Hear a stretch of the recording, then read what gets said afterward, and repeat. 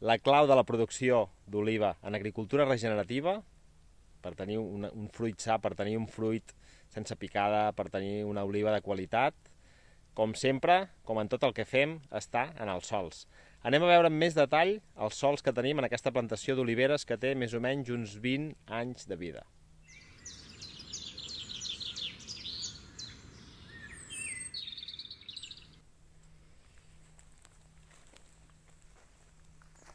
Aquí fa bastants anys ja que treballem amb coberta vegetal, restaurant el sòl, regenerant-lo, i aquesta és una mostra del tipus de terra, del tipus de sòl que hem creat aquí al llarg d'aquest temps.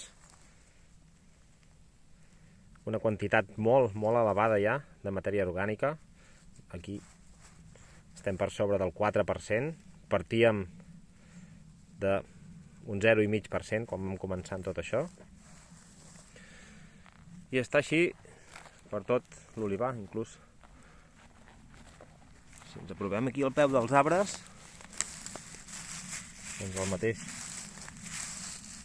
Hi ha una capa de protecció de matèria orgànica que s'està descomposant,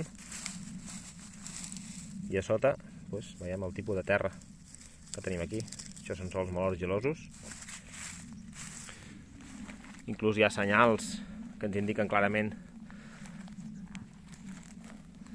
l'estat dels fongs, en aquest cas, en aquest sòl, que estan apareixent per aquí bolets, fins i tot. I mirem on mirem, veiem aquí restes de matèria orgànica en descomposició. Això blanc també són fongs que estan treballant, estan descomposant la matèria orgànica. Per aquí veiem que n'hi ha més. I la terra que hi ha aquí sota realment és magnífica.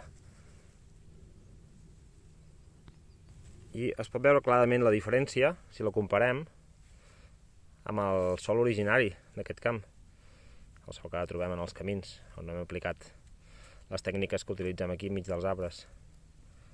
Per tant, en uns 5 anys hem passat d'aquest tipus de terra a aquest tipus de terra. Es veu clarament la diferència. I aquest és el secret dels resultats d'una producció equilibrada,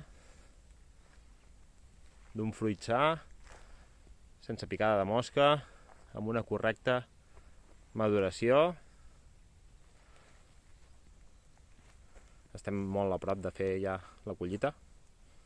Probablement en una setmana, 10 dies, collirem aquesta parcel·la.